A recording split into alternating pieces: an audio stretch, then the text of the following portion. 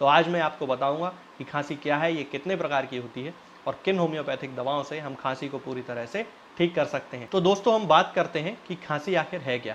खांसी एक sudden repeated protective reflex mechanism है, मतलब हमारी बॉडी की एक रिफ्लेक्स मैकेनिज्म है जो कि सडन होती है, अचानक होती है, रिपीटेड होती है, मतलब बार बार होती है। और इसका जो मुख्य काम है वो है कि हमारे एयरवे में यदि कोई फ्लूइड फंस गया है, कोई इरिटेंट मटेरियल फंस गया है, कोई बैक्टीरिया या माइक्रोब कोई फंस गया है, या फिर कोई फॉरेन पार्टिकल फंस गया है, तो उसको शरीर से बाहर निकालना है। तो इस तरह से ये हमारी बॉडी के लिए एक अच्छी प्रोटेक्टिव मैकेनिज्म है, मतलब हमारे शरीर की रक्षा करती है। ये लंग्स में अननेसेसरी चीज़ों को जाने से ये रोकती है। तो यदि हमें ड्यूरेशन के अनुसार खांसी के बारे में जानना हो तो एक्यूट, सब एक्यूट और क्रॉनिक 3 तरह की खांसी होती है।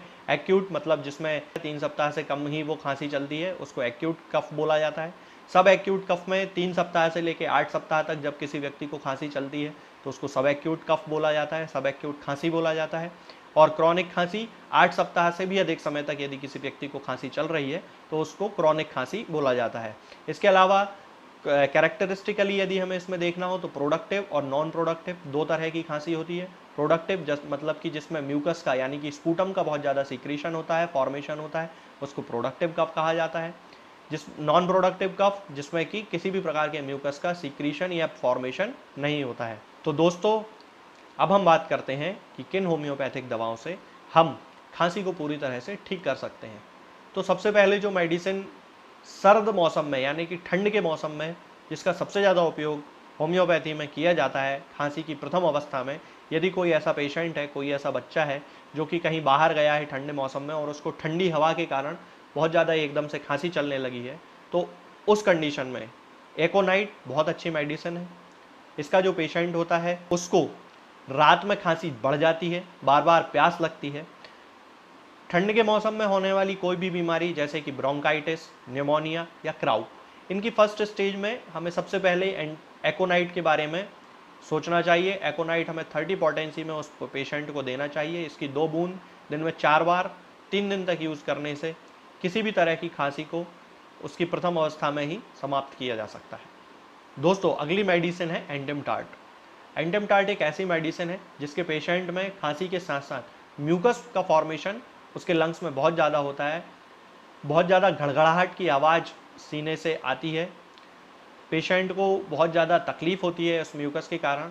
इसका जो पेशेंट होता है वो ठंडे कमरे में रहना चाहता है, उसे ठंडी हवा से एमेलियोरेशन होता है उसकी खांसी में। तो यदि कोई ऐसा पेशेंट है जिसको खांसी की शिकायत है और उसको म्यूकस का फॉर्मेशन बहुत ज़्यादा है, रैटलिंग साउंड आ रहा है, घड़घड़ाहट की आवाज़ आ रही है, तो हमें एंटेमटार्ट 30 पोटेंसी में उसको देना चाहिए। इसकी भी दो दो बूंद दिन में 4 बार हमें उपयोग करना चाहिए। दोस्तों अगली मेडिसिन है ब्राइनिया अल्बा। ये एक ऐसी मेडिसिन है जिसमें मोशन से एग्रावेशन बहुत ज़्यादा देखने में हर सिम्टम में मिलता है। तो खांसी में भी हमें इस पेशेंट में मोशन से एग्रावेशन मतलब चलने फिरने से या उसकी बॉडी के मूवमेंट से एग्रावेशन होता है खांसी में। उसके साथ साथ जब भी पेशेंट को खांसी होती है तो नाक से पानी आने लगता है, नेज़ल डिस्चार्ज होता है। कभी कभी खांसी के साथ साथ उल्टी की भी इच्छा होती है और सिर दर्द भी होता है। इसके पेशेंट को कॉन्स्टिपेशन की भी शिकायत क्रॉनिक रूप से रहती है। तो यदि कोई ऐसा पेशेंट जिसको खांसी बार बार हो जाती है और उसको कॉन्स्टिपेशन उसका कॉन्कोमिटेंट सिम्टम होता है, खांसी के साथ साथ उसको उल्टी की इच्छा होती है और सिर दर्द भी होता है, तो उस पेशेंट में हमें ब्रायोनिया 200 पोटेंसी में 2 बूंद सुबह और 2 बूंद शाम लगभग 3-4 दिन उसको देना चाहिए। तो उससे उसकी खांसी जो है वो पूरी तरह खत्म हो जाती है। अगली मेडिसिन है ड्रोसेरा। ड्रोसेरा छोटे बच्चों में बार्किंग कफ उसके लिए बहुत अच्छी मेडिसिन है। इसका जो पेशेंट होता है, चाहे वो बच्चा हो चाहे वो एडल्ट हो, उसमें लेटने से और रात में खांसी जो है वो बढ़ जाती है। बच्चे जो होते हैं या इसका जो पेशेंट होता है वो अपने सीने को बहुत तेज़ी से होल्ड करता है, पकड़ के रखता है, क्योंकि उसे तकलीफ़ होती है। खांसी के दौरान बच्चे को या पेशेंट को पसीना बहुत ज़्यादा आता है, उसकी आवाज़ में खराश हो जाती है, होआर्सनेस आ जाती है, ऐसा लगता है जैसे उसका गला लगा हुआ हो। अगली जो मेडिसिन है वो है हिपरसल्फ। ये भी बार्किंग क्राउपी खांसी के लिए बेहतरीन दवा है और ख़ास तौर से सर्दी के मौसम में जब खांसी बहुत ज़्यादा चल रही हो तो उस मौसम में हमें हिपरसल्फ का यूज़ करना चाहिए। ठंडी हवा से किसी भी पेशेंट को जब खांसी हो जाती है और जब उसको एकोनाइट से कोई रिलीफ नहीं मिल रहा है तो हम अगली मेडिसिन हिपरसल्फ का यूज़ करते हैं। इसकी हमें 30 पोटेंसी 2-2 बूंद दिन में 3 बार यूज़ करना चाहिए, 1 चम्मच पानी में मिलाकर। तो हम देखेंगे कि 2 से 3 दिन में ही पेशेंट की खांसी जो है वो पूरी तरह से खत्म हो जाती है। अगली मेडिसिन की बात करते हैं दोस्तों, और वो है एपिकाक। एपिकाक एक ऐसी मेडिसिन है जिसमें जो पेशेंट होता है उसको खांसते खांसते उल्टी हो जाती है, और कभी कभी उल्टी के साथ साथ उसको खून भी आ जाता है।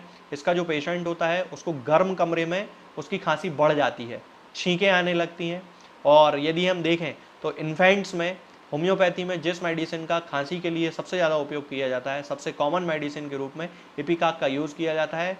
ऐसे बच्चे जिनमें खांसी के साथ साथ उल्टी की शिकायत बहुत ज़्यादा होती है, उनको एपिकाक हमें 30 पोटेंसी में देना चाहिए, और इसकी 2-2 बूंद दिन में 3 बार 1 चम्मच पानी में मिलाकर यूज़ करने से लगभग 2 से 3 दिन में खांसी पूरी तरह खत्म हो जाती है। इसके बाद हम आगे बढ़ते हैं, अगली मेडिसिन की बात करते हैं। तो अगली मेडिसिन है कालीबाइक्रोमिकम। ये बहुत एक स्पेसिफिक इसका सिम्टम है कि इसका जो पेशेंट होता है उसमें खांसी के साथ साथ येलो कलर का एक स्ट्रिंजी म्यूकस मुंह से बाहर निकलता है, कभी कभी पोस्ट नेजल डिस्चार्ज भी होता है।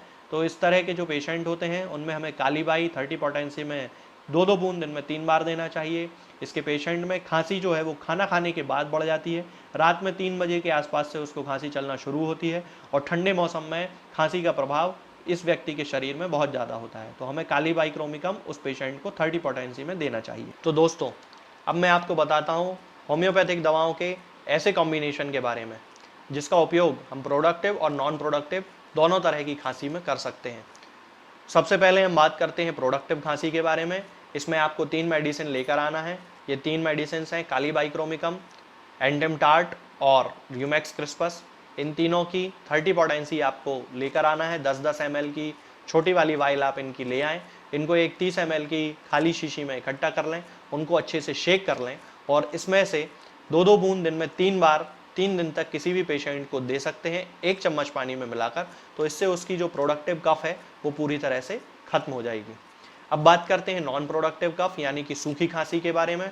तो सूखी खांसी के लिए जो मेडिसिन आपको लेकर आना है वो है स्पॉन्जिया टोस्टा, एकोनाइट और हिपरसल्फ। ये 200 पोटेंसी में आपको लेकर आना है। इन तीनों की 10-10 ml की मात्रा को 30 ml की एक वाइल में इकट्ठा कर लें और उसको अच्छे से शेक कर लें, और उसमें से 2-2 बूंद दिन में 3 बार 1 चम्मच पानी में मिलाकर किसी भी ऐसे पेशेंट को जिसमें सूखी खांसी हो, नॉन प्रोडक्टिव कफ हो, हम उसको दे सकते हैं, और 2 से 3 दिन में ही उसकी खांसी पूरी तरह से ठीक हो सकती है। तो दोस्तों आज हमने जाना खांसी और उसकी होम्योपैथिक दवाओं के बारे में। आगे की बीमारियों के बारे में हम बात करेंगे अपने आगे आने वाले एपिसोड्स में। तब तक के लिए जय हिंद, जय भारत। दोस्तों होम्योपैथिक दवाओं को खाने का सबसे अच्छा तरीका होता है कि हम हमेशा खाली पेट इन दवाओं को खाएं। जिन दवाओं को दिन में केवल एक बार खाना है उन्हें सुबह खाली पेट खा लेना चाहिए, मुंह में अच्छे से कुल्ला करके, गार्गल्स करके मुंह को साफ कर लेना चाहिए, और उसके बाद हमें होम्योपैथिक दवाई खा लेना चाहिए। जिन दवाओं को दिन में 2 बार या 3 बार या 4 बार खाना होता है, उन दवाओं को खाली पेट खाने का मतलब होता है कि हम उन दवाओं को खाने के लगभग आधे घंटे पहले या फिर 2 से ढाई घंटे बाद ही खाएं, और उस स्थिति में भी हमारे मुंह में किसी भी वस्तु का, किसी भी चीज का स्वाद नहीं होना चाहिए, ना ही हमारे मुंह में किसी भी चीज की गंध होना चाहिए, जिससे कि ये होम्योपैथिक दवाएं हमारे शरीर पर बहुत अच्छे तरीके से काम कर सकती हैं। तो हमें हमेशा ये ध्यान रखना है कि जब भी हम होम्योपैथिक दवा खाएं, हमेशा खाली पेट खाएं और हमारे मुंह में किसी भी चीज का स्वाद या किसी भी चीज की स्मेल ना हो। अब बहुत सारे लोग ये सोचते हैं कि हम कच्चा प्याज खा सकते हैं, या अदरक खा सकते हैं, या हींग खा सकते हैं, या इलायची खा सकते हैं, या नहीं। बिल्कुल आप इन चीजों का इस्तेमाल कर सकते हैं। होम्योपैथिक दवाओं को खाते समय आप इन सभी चीजों को बड़ी आसानी से खा सकते हैं। बस याद ये रखना है कि जब भी आप होम्योपैथिक दवा खाएं, इनमें से किसी भी वस्तु का, किसी भी चीज का स्वाद आपके मुंह में ना हो। यानी कि जब भी आप इन्हें खाएं तो इनके खाने से या तो आधे घंटे पहले होम्योपैथिक दवा खा लें, या फिर इन्हें खाने के 2-ढाई घंटे बाद, जब कि आपने मुंह में अच्छे से कुल्ला कर लिया हो, अच्छे से गार्गल्स कर लिए हो, तब इन होम्योपैथिक दवाओं को खाएं। तो आपको हमेशा होम्योपैथी के सबसे अच्छे रिजल्ट देखने को मिलेंगे। लोग गलती यही कर देते हैं कि वो प्याज खाना छोड़ देते हैं, कच्चा प्याज, लहसुन, अदरक, हींग सब खाना छोड़ देते हैं, लेकिन फिर भी उनको मुंह में सफाई ना होने के कारण होम्योपैथिक दवाओं का अच्छा रिजल्ट देखने को नहीं मिलता है। ये होम्योपैथिक दवाएं आपको किसी भी ऑनलाइन फार्मेसी पर या आपके घर के नजदीक किसी भी होम्योपैथिक मेडिकल स्टोर